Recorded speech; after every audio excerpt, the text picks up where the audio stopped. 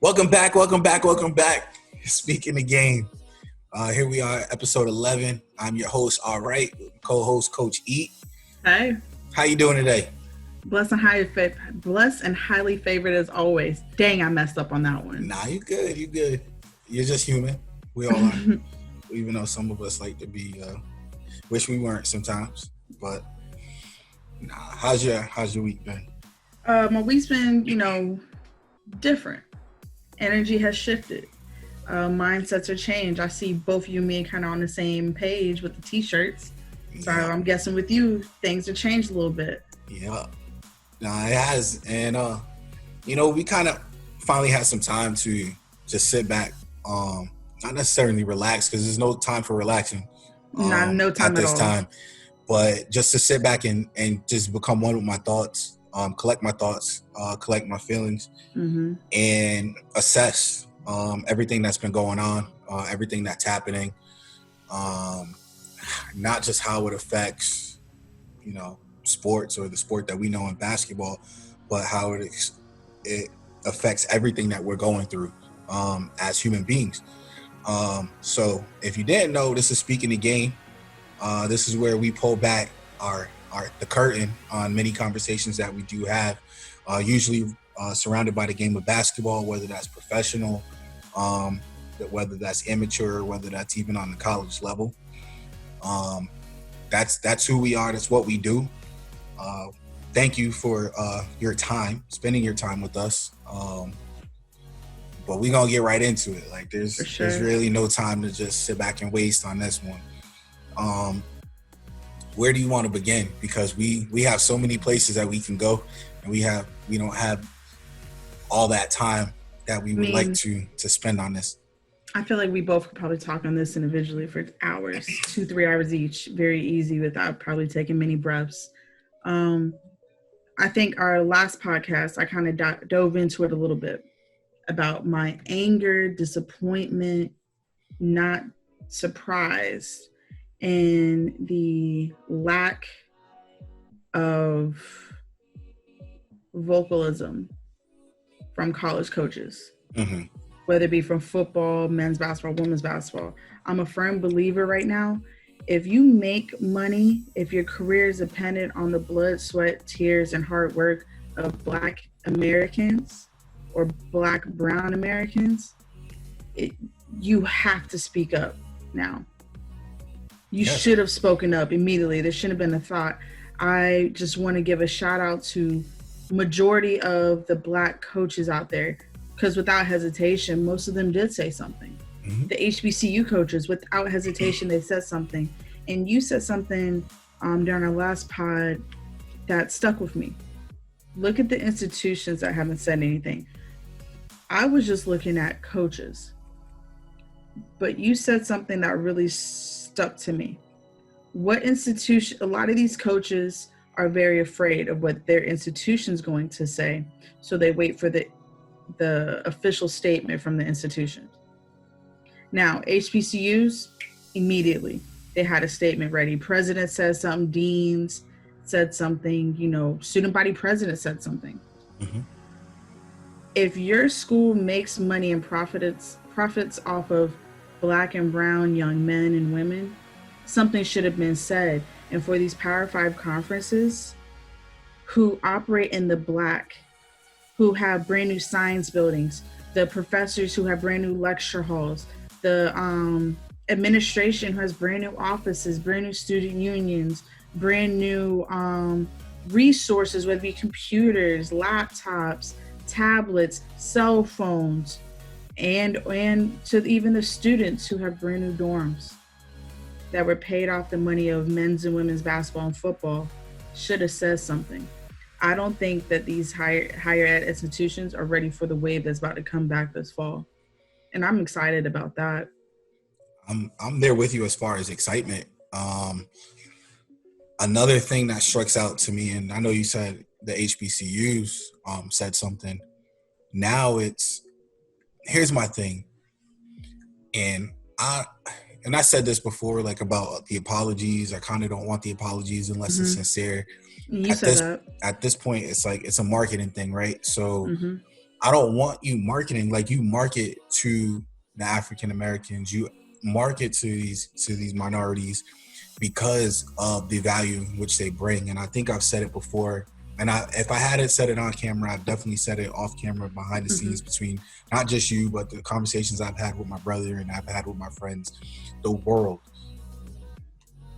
profits off of minority struggle. Oh, 1000%. I mean, because look at everything. The struggle the struggle opens up the creativity, right? So whatever they find and they feel a way that they could create that pigeonhole and say, all right, well, this is it. Let me, this is how I can market. I can market off of this. I don't see color, but the only color I see is green. Okay, well, if the only thing that you see is green, then that means you really have no heart for human decency. Which is fact, which is what we're seeing daily, day in and day out. I mean, but we can dig real deep into it. I mean, look at the popular music today. Urban music, which is hip hop and R&B.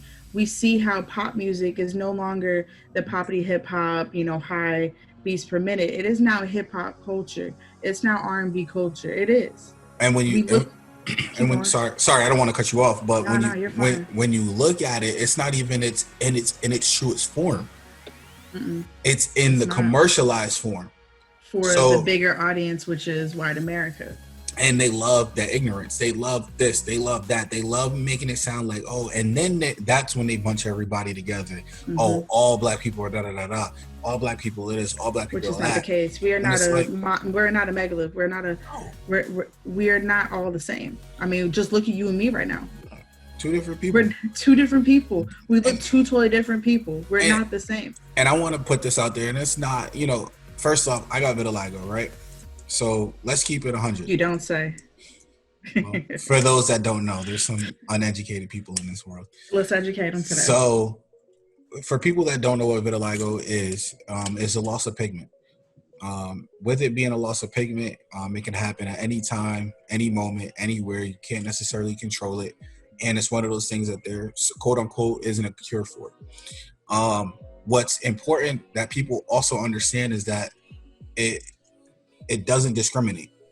So as much as it can happen to me as a black man, it can also happen to a white person. I want to say that the highest paid podcaster in the world right now, Joe Rogan, he fights vitiligo as well. I mean, and it's not even just like, I just ran into a guy the other day. I went to a restaurant here in Florida. It's open. Mary's open, baby.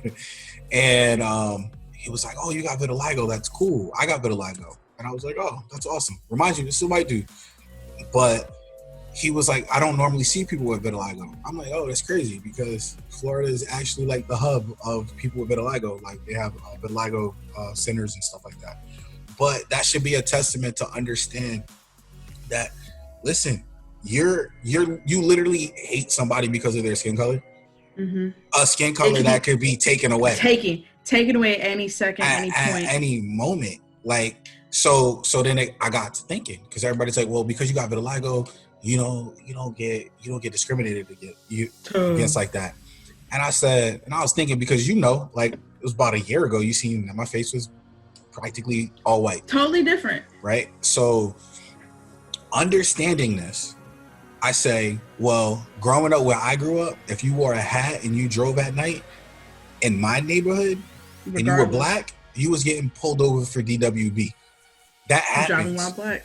That happens. And the typical, your back light is out. What do you mean my back light is out? You told another cop 2 days ago told me back light was out. When I went to go get it fixed, they told me nothing. So there's that. And people don't understand that. Like, this is up north. We've been dealing with racism. Down south been dealing with racism, and kind of understand that a lot of the racist people, they don't care about your skin color as much as they do about your features. Correct. They don't care. They know when something they know when something's off. They know when something's different. Yeah. They didn't care that my face was pretty much all white, because you know what they saw? They saw my big lips and they saw my nose. And at the same time, when opportunities came arise, they decided to give other people that opportunity. Give me a second. Yes. So like I was saying, like they don't care about your features. I mean, not features. They don't care about your skin as much as it's about your features and what your features portrays to them. So it's one of those things that you know, growing up, it's like, oh, well, it's, people think it's, oh, well, I haven't experienced it. I literally watched a lady who, as a kid, that I went to church with, who I hung out with their kids often at their house, say a lot of different things off her neck. And I'm like, not realizing that you sitting there taking all that in, and you know what the meaning of those phrases or the meaning of those words mean, because your parents and your family has educated you. But she's just thinking you just a dumb little kid. No, it's not that she was saying it then. It's she's saying it now. Oh, you get what I'm saying? Yeah, okay. So she had that in her, and she probably either one looked at you, oh well, Ralph is different, or he's just a kid. But you gotta understand, my siblings, me, my brother, were constantly over their house, hanging out. So when you look at it, and this is directed to you parents out there. And this is a lesson, like as a parent myself, this is a lesson. You have to be careful of who you have your child around. You have to be careful. Coaches on all levels, because for a lot of, they're hiding. Yes, they're hiding. Yes, they're hiding in plain sight, like you said. Like, so as a parent, as a coach, as a mentor, I'm telling you, like, be careful of the people that you have in the presence of your children. Because they can, especially being African American, like especially being African American, like they could literally. So, like, you just have to be cognizant of what's going on, as far as a parent, and even as a mentor, do whatever you can to get your children, the kids that you do mentor, that you do train, that you do coach, get them to open up, which leads us into our next thing, like, is school ready? Not just college, like, not just, like, I'm not even going to talk about just college, but like, is the educational system ready for what's about to happen? Like, no. Like, the simple answer is no. Because kids haven't been to school since mid-March, end of March. So let's just say this, right? Let's just start ground zero. When you went to school up north, I went to school here in Florida. We both live in Florida now. But I'm pretty sure Florida is starting to look a lot more like the Northeast, meaning there's a lot more mixing going on. You have kids of multicultural backgrounds, whether it be Black, white, Hispanic, whatever, blah, blah, blah, blah. Mm-hmm. You have a lot more kids who are going to be impacted by what's going on right now. Yes. A lot more than just like when I went to school, it was just me and my brother. And then we moved, and then we had a couple other Hispanics. So people thought we were Hispanic. Mm-hmm. And then in high school, a couple other mixed kids. Cool. But still just a handful. My godsons, your son, mm-hmm. Their classes are probably majority of biracial kids, mixed. They're mm-hmm. all going to be impacted because they're going to be taught, especially right now. Mm-hmm. It can't just be taught, oh, you're biracial, don't worry about that. It's going to be so different for you. No, it ain't. These kids, in my opinion of being a former college coach, people, some coaches like, these kids are so soft, these kids are so weak. No, these kids have a higher emotional intelligence. They actually pay attention to what's being spoken about. They actually sit and they actually are focusing on what adults are saying, believe it or not. Yes. Most of these old head adults, these old school coaches, these old school administrative, whatever, they're not seeing that. Nope. I saw that. These kids are very much aware of everything that's going on right now. Unlike us, that's how we were. I wasn't paying attention to what adults were saying. I'm ready to go back outside. I'm going to be honest, like, I was very aware. But I was taught by, like, for the most part, I was raised by my grandmother. So that's a different level of, it's different. But at the same time, too, like, my years of growth, like, my childhood, my early childhood, when I felt like I was the man, you know what I'm saying? Like, I was out in the streets with my brother, you know what I'm saying? Like, we were out, we were doing things with friends. Like, we were constantly out as kids. So, but in New York, so in the streets of New York, you're taught, you gotta be ready. Your head is always on a swivel. You have to be able to read not just the room, but read the situation from miles apart before it even happens. So, like, my dad, when I did live with my dad never talked to me about race. I never had that conversation with my dad, but that didn't mean I didn't experience it. I understood it. Where me being raised was different. My father is turning 66 this year. Mm-hmm. He was alive during Jim Crow South in the South of North Carolina. Mm-hmm. Okay? He educated us as to the sit-ins. The sit-ins started in North Carolina. He educated us about when he was in 10th grade. When he was in 10th grade, that was in the late 1960s, mm-hmm. right? He told me, because we had this conversation literally last week, I was like, yeah, I try to tell people that, you were desegregated when you were in middle school, because I did the math of when he should have been in middle school and when desegregation actually happened, and he corrected me. He said, no. North Carolina didn't institute desegregation until at least 6-7 years later. I was in 10th grade. And I was like, hold on, what? They shipped him from a school an hour away from where his mom lived. Mm-hmm. So if something happened, she couldn't get to him. Yep. For numbers, she couldn't get to him. So I was raised understanding that in the South. My mother is from France. So she had no clue. And her understanding of America through American TV and movies, mm-hmm. blacks and whites were almost equal, because there's always at least one black guy in a movie. Mm-hmm. Right? So when we came here, she thought, oh, it's going to be okay with my biracial kids. No. I'll say this, from my experience, right? Living in Florida's totally different. Orlando, Tampa, Miami is totally different. Mm-hmm. I like to tell people, look at it as the main island. It's very multicultural, it's very diverse. Do we still have racism in Orlando, Tampa, Miami? Of course, like every single city, but it's a lot better than a lot of other places in America. It wasn't until I moved out of Florida till I actually experienced true racism. Seen it as a kid, never really happened to me. But when I moved out of Florida, I experienced it. I didn't truly experience it till I moved to Virginia. Mm-hmm. And when I moved to Virginia, I moved and received the position of recruiting coordinator. Very excited. Highest paying position I had up to that point. I'm going to a pretty darn good school.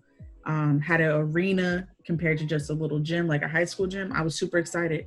But then the first 2 weeks, I was pulled over almost 5 times. Why? They want to see who I was. They want to check me out. They hadn't seen this car. They hadn't seen this girl. Just wanted to check me out. I was nervous. We call that DWB. I was DWB. I had never experienced DWB. The only time I experienced it was when I was driving through Alabama, recruiting when I lived in Alabama. Mm-hmm. That was a little different. I was in a state car. I was speeding, so I owned that one. Mm-hmm. When I lived in Virginia, I got that. When I lived in Virginia, I then got the promotion of interim head coach. Super excited. I was like, you know what? I know how to recruit my butt off. I'm going to go ahead and try to bring in some better athletes, because with the league we were in, not a lot of athletes. The team that was dominating our league really didn't run an offense. They did a platoon system, 5 in, 5 out. What they did is they ran the dog crap at everybody in the league. It was conditioned. I had some athletes, but I'm like, I need to get more because we need to run. Problem number 1, I didn't care what the athlete looked like. I just wanted to make sure, 1, that we had enough money to bring them there. 2, they had enough extra scholarship money that they can go there. Didn't care if they're from Timbuktu. Didn't care if they're from California. Didn't care if they're from Florida, whatever. I want them then to get there. Problem number 2, I was recruiting a lot more black girls. Problem 3, boosters didn't like it. Surrounding communities didn't like it. Within my first year, I had a former player's mom call me and said they should have never hired your kind.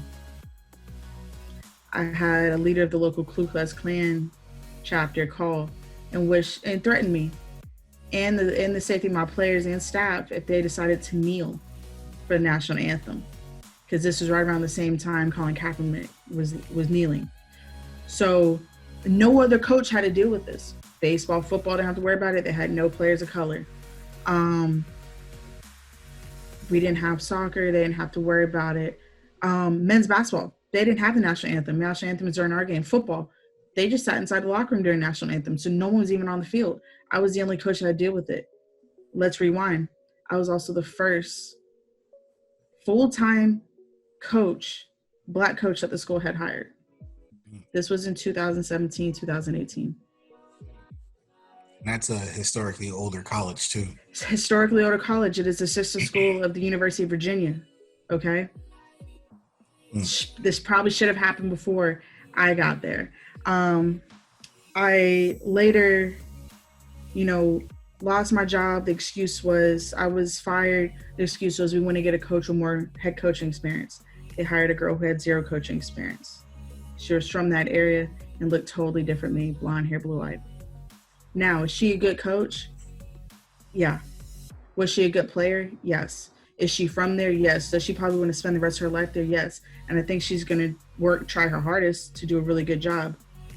But were there also boosters who weren't very happy with how I looked? Was the community not happy that I wasn't recruiting the white kids from local high schools? Were they very mad that I was trying to recruit players who were going to go D1? I'm pretty sure I know exactly what player kind of messed it up for me. A girl from Nigeria who was 6'4" that was choosing between me, Eastern Kentucky, and Western Kentucky. She was a D1 player. But she says she wanted to play for a coach who looked like her. I don't look Nigerian, but she wanted to play for a coach who was Black. And I think that's huge. Like, if you look at coaches, I would say just basketball. Football's a little different because you have so many different skill coaches, right? So you can plug and play different Black coaches here and there. I still think that's a crop. Like I think it's a crutch. If you're good enough to be a defense or an offensive coordinator, what's stopping you from being a coach except for the criticism? What most people don't know is this: in men's basketball, there is a rule. You have to have one, especially D1. You have to have one Black coach on staff. Most of the time, that Black coach, recruiting coordinator. When you go out to these AAU tournaments, you see some of the head coaches who are white. You know exactly who they are. You see a lot more Black men, a lot more Black women sitting down. And guess what their role is? Recruiting coordinator. Why? Because they have to talk to the kids. They know how to talk to the kids. And this is literally what I was told. You know how to talk to them in their language. And interesting enough, and oddly enough, I wanna touch on that too, because I think you sent me something the other day. Might have been yesterday, where somebody had a shirt that said, "I'm more than just a recruiter." And I said to you, so most of these Black coaches in basketball are just there as a recruiting coordinator. They'll task on guard development. Yeah. They'll task on shooting, skill development. At the end of the day, that coach don't care about the development. They want them to get those athletes. And that's where it's important, because there's a young up-and-coming coach that we've been able to see firsthand for a couple of years while we were at St. Leo. Mm-hmm. And I feel it's about time for him to be a head coach somewhere, but without ruffling any feathers for anybody. We know who that person is, and me and you both know it's time. It should have been time about 3 to 4 years ago anyway, with that. So talking with my brother not too long ago, and he sent me over this article. So in that article, it basically broke down Who wrote the article? Huh?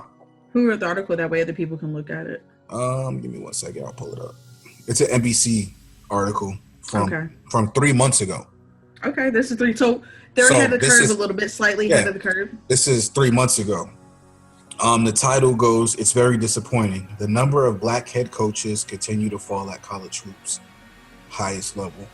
And it was written by Rob Doster. I might have said his name wrong, but shout out to him for that article. So in that article, and at the time of that article, he said there's 353 schools, Division I basketball schools with basketball teams. And I have looked this up, because when my first 2 years out recruiting, I peeped something, and I said, send me right here. So, and I'll tell you something else when you're done with this. So out of the 353 head coaches at the time of this article, only 103 of them were African American, were Black head coaches, right?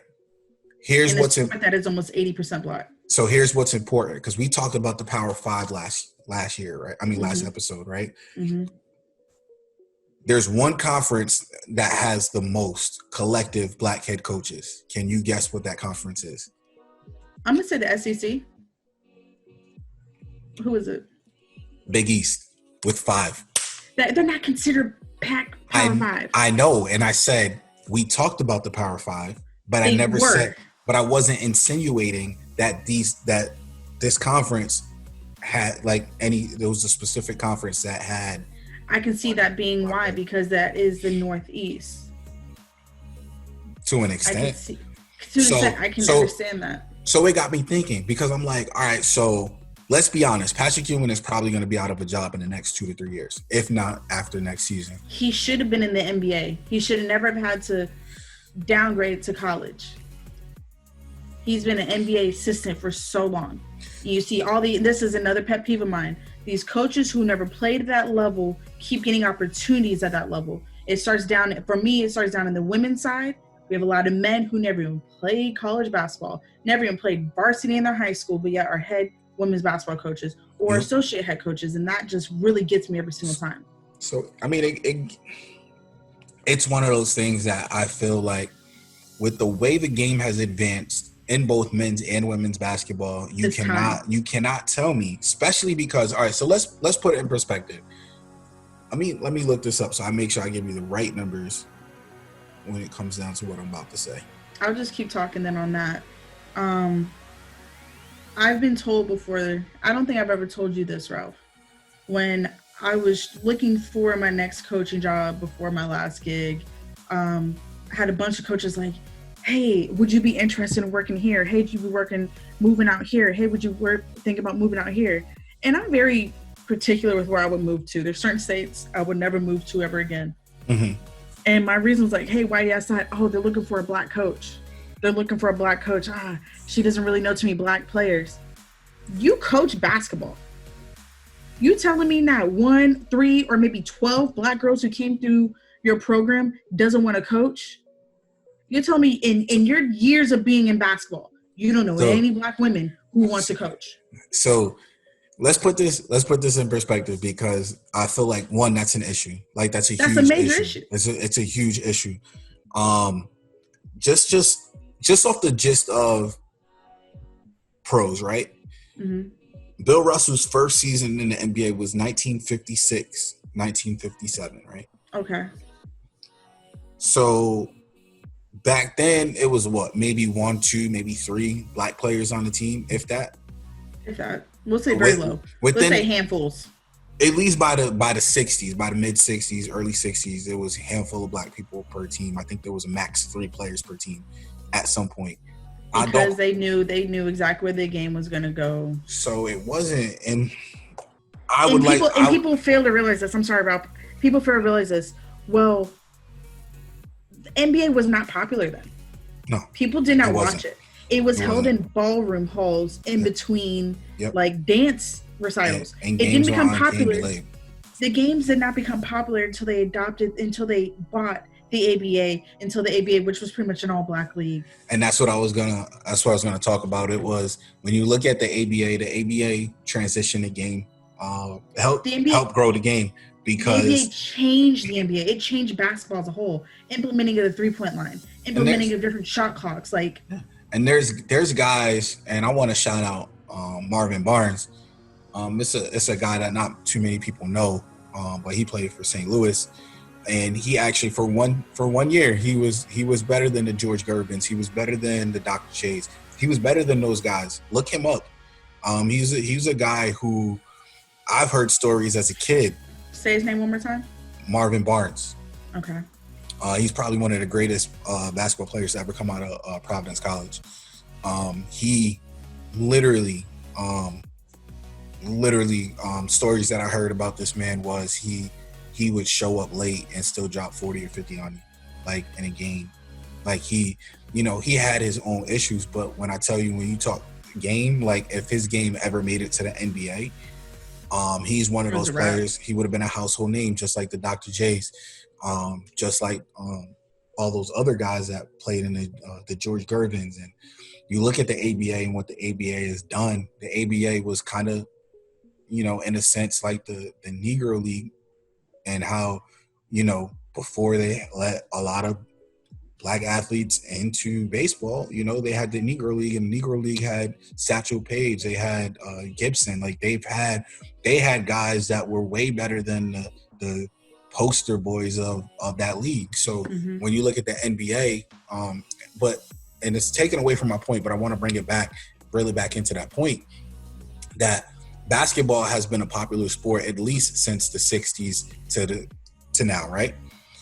So when you look at the influx of African-American minority, like not just African-American, but all the minorities that have influxed the sport over the course since the 80s, let's just say since the 80s alone, you're telling me that you could only find 103 qualified black head coaches?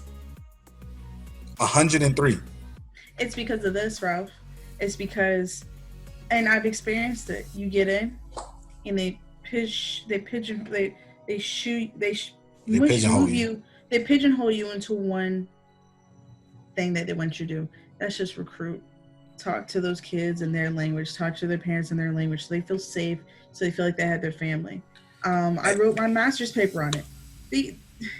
It sucks at leadership, and it starts at the AD level. How many ADs are there that are just people of color? How many ADs actually? I mean, let's talk about St. Leo. Speaking about that, before we go to St. Leo, Boston College just hired a black AD. So there you go. I think that's important. Let's continue going on with St. Leo. So let's talk about St. Leo. Like, I chose St. Leo. Like, I had a bunch of other schools that recruited me, but I wanted to play for a coach that experienced the same things I would experience. So I chose the only black female coach that recruited me. That was Shanita Olds. And that's why I chose St. Leo. And that's the reason why I chose St. Leo at the end of the day. But let's think about the black coaches that were there. Were none. It was just Shanita. And South had a women's basketball. Outside of her staff. Do you remember when do you remember that time the softball coach, and I really don't want to say it, but she told her softball players, "You're acting like a bunch of N-words," while they were getting hyped to hip hop music? Do you not remember that? Probably not because the school didn't make a big ruckus about it, but guess who did? Women's basketball. We had a meeting with the president and with the AD and told them something needs to be done. The coach gave herself a 2-game suspension that the AD thought was reasonable. Nah, she didn't even make it past the year, I thought. No, she didn't make it past the year because we put our foot down. We said this is not right. The only black coaches you have here are in women's basketball. The only black female athletes you have here are in women's basketball and a couple who are on softball. The couple who were on soccer. Our men's basketball team at the time did have an assistant basketball coach. They did, but they didn't say anything. No, I don't know too much about that one. So they didn't say anything. Let's just say this: we caused enough uproar to where she did not finish out the season. Because it was uncalled for. Because what does she mean by that? You have like a bunch of niggers.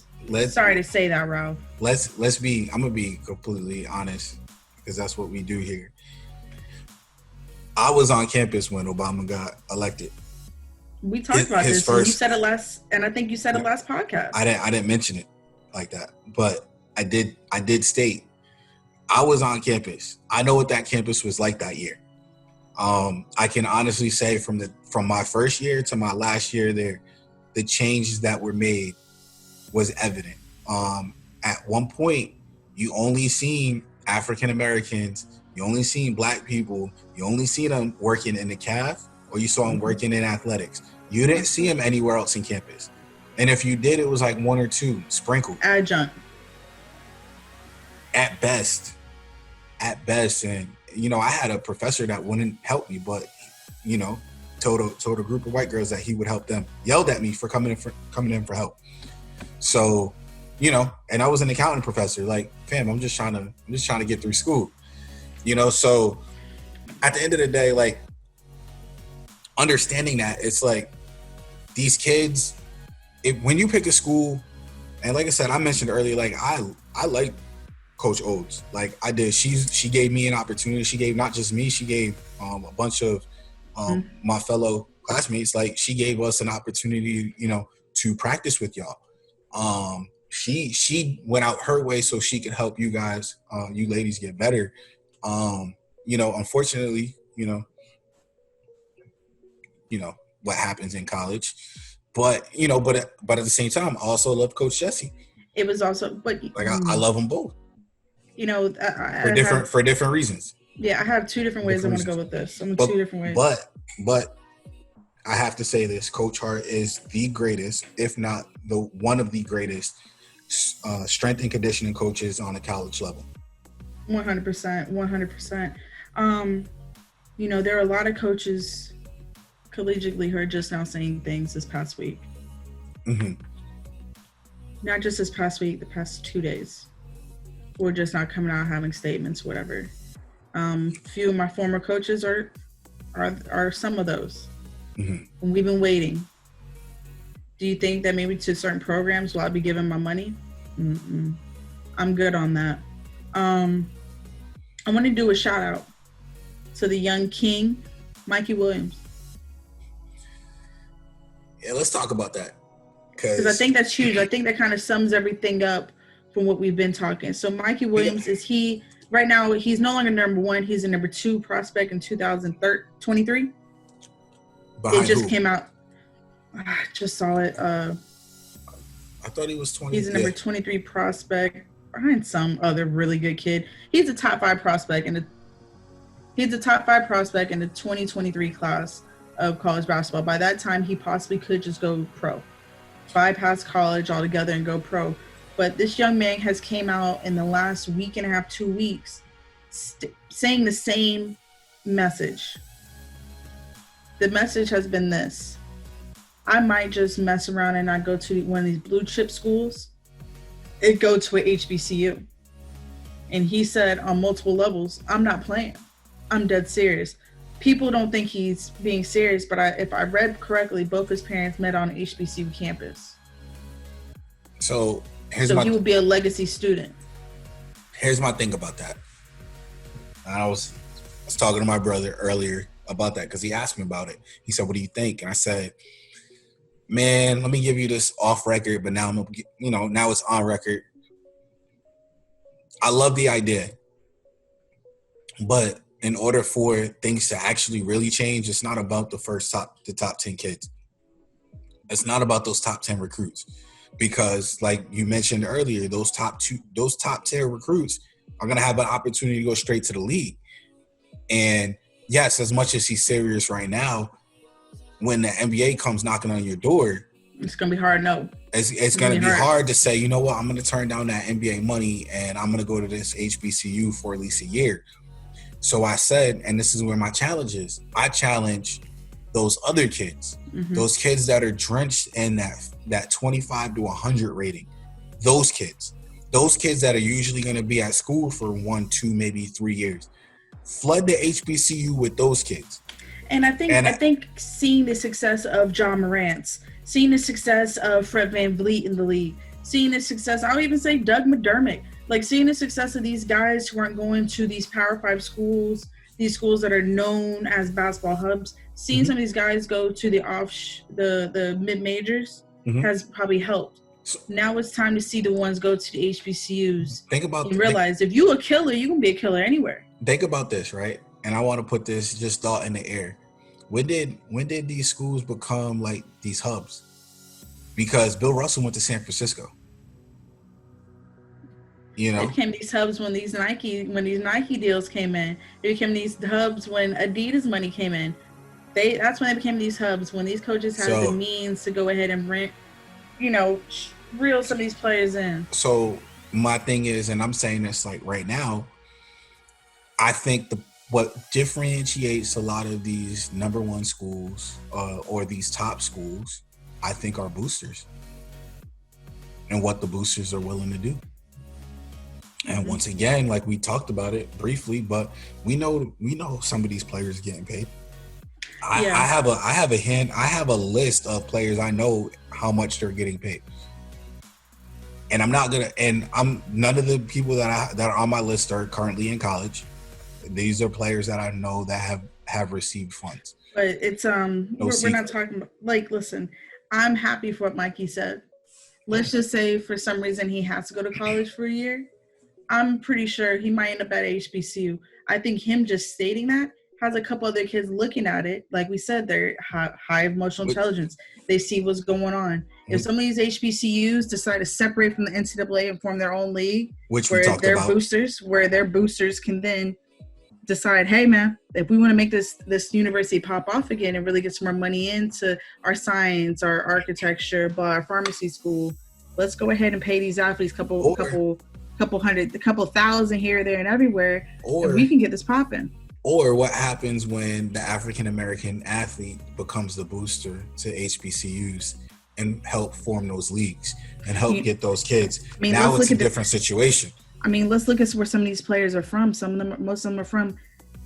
We had an influx of North Carolina, South Carolina kids. Carolina, South Carolina, PG County, which is the DMV area. Yes. You got so many different HBCUs right there that can use that money. Yes. You have people from St. Louis. You have players from Florida now. You have players. Shaquille O'Neal's from Louisiana. If he really wanted to give Southeastern, Granville, any bit of money. Shaq's from Texas / New Jersey.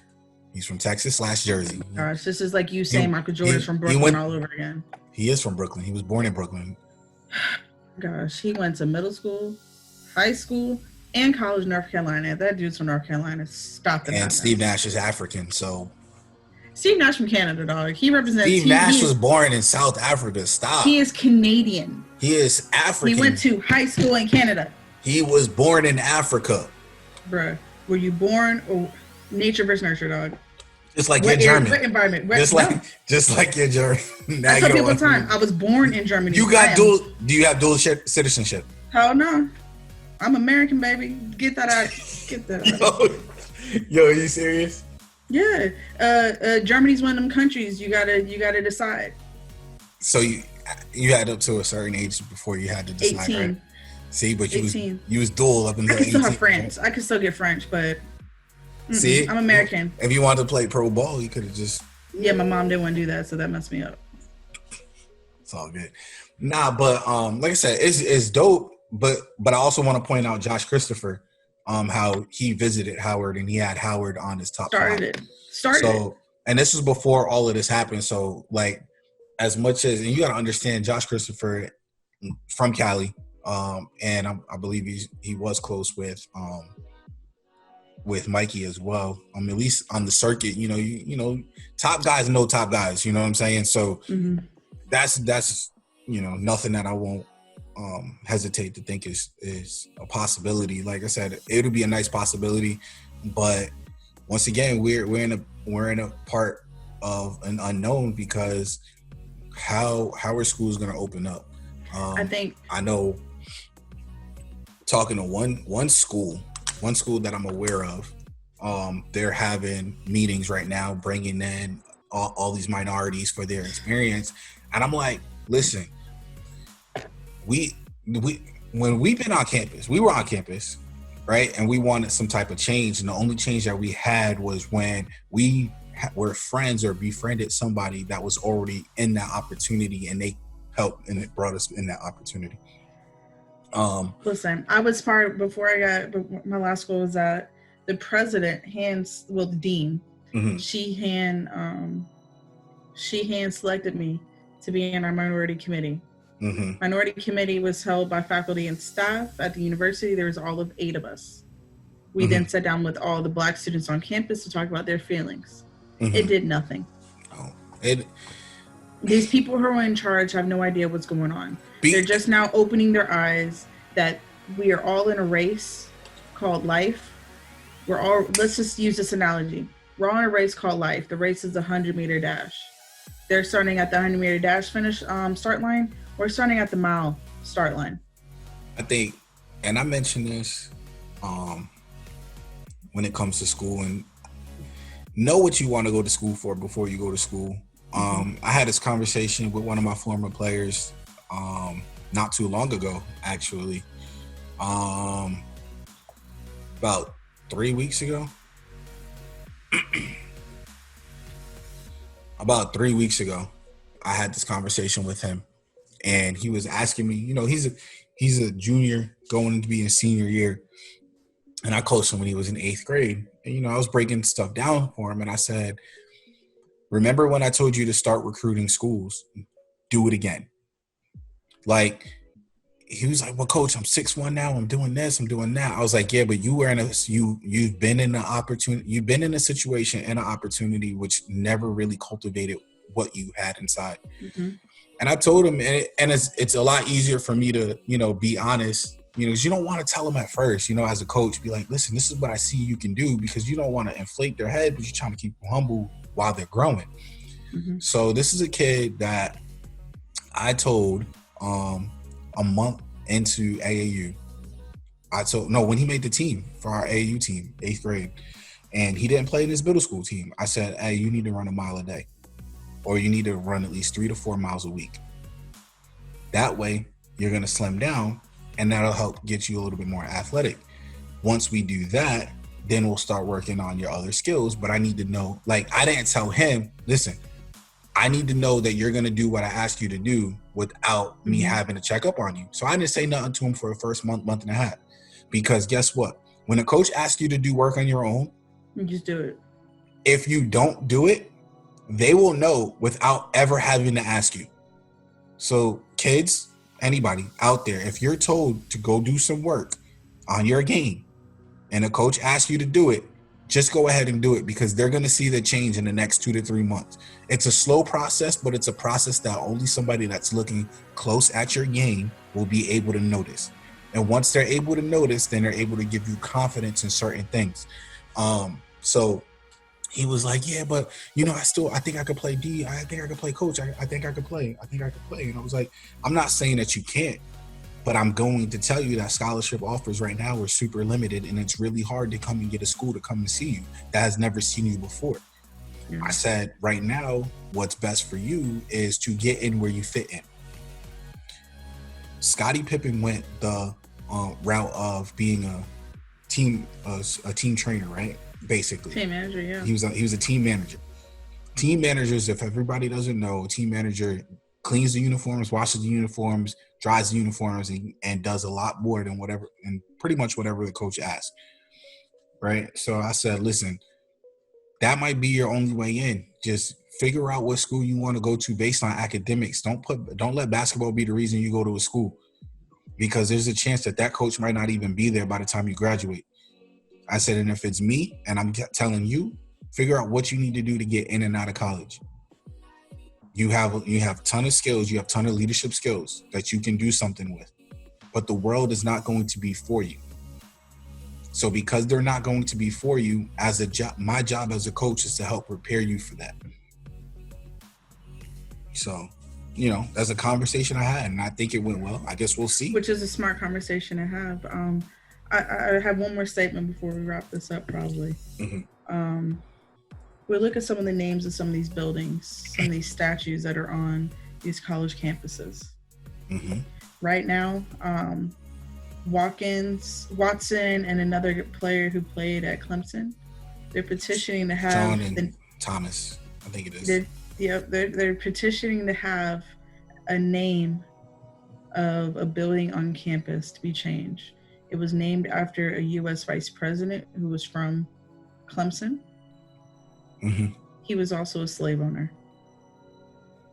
These campuses are not prepared for what's to come, because guess what? More and more minorities are now going to college, which means they're paying tuition, which means they now have a say in what the school does. These schools are not ready, because if they start changing the way that the student body wants them to change, remember, people who work at universities, you work for the future success of your students.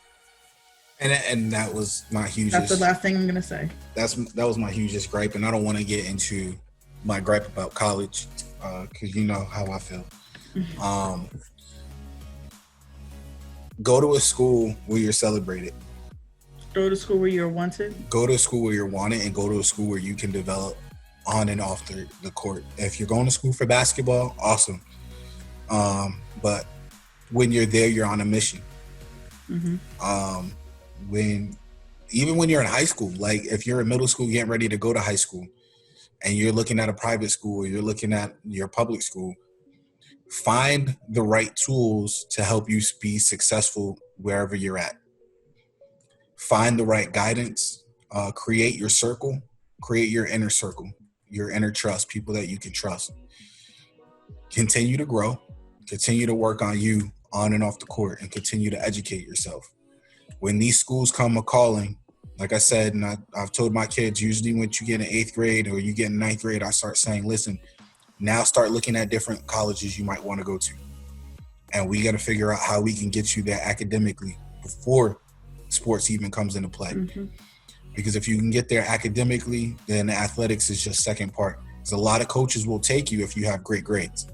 There's a lot of players on a team that aren't necessarily skilled, but they just happen to have good grades and know how to be a good student. So not only be a good student in the game, but be a student in the books. I know it's going to be hard, but focus. Change is coming. And for the youth out there, you are part of the change. You will be the change. For everybody that's the older adults, the mentors, the coaches, the trainers, be mindful of what you're doing. This is not about a check, all right? It's not about receiving a check. It's not about getting a check. It's about preparing our future leaders, our future ambassadors, our future world changers. It's about setting the tone for them and helping them build that confidence so that they can be great. So if you don't, and ask yourself, if you don't want a child to be great, if you don't want a young man to be great or a young woman to be great, then step down from whatever position that you're in. They don't need you. We don't need you. If you're not here to make a difference and be impactful, then step off, because there's many people that want to. It's not just about your kid. If you're a parent that's coaching, it's not just about your kid. It's about all the other kids. So, and I know players and I know coaches that are out there that don't give two craps about their players, but all they care about is wins. Mm-hmm. A lot of those at this age, and that I'm telling you right now, in elementary and middle school and even the beginning of high school, your record means crap. What matters is your development. How good can you become? I don't care if you win. Show me can you develop from this tournament to the next. Develop your game. Continue to work on your game. Continue to develop your mind. Parents, be wary of who you have around your child. That's other parents, that's friends of parents, because they will help drag you and your kid down. Mm-hmm. So I said all of that. Thank you guys for listening. Like, share, subscribe, leave a comment. All of that. Do that. We appreciate your time. We appreciate your ear. Anything else you want to add before we go? Nah, I appreciate it. Definitely like, subscribe, hit us up. Yes, sir. And until we meet again, y'all be great. See you.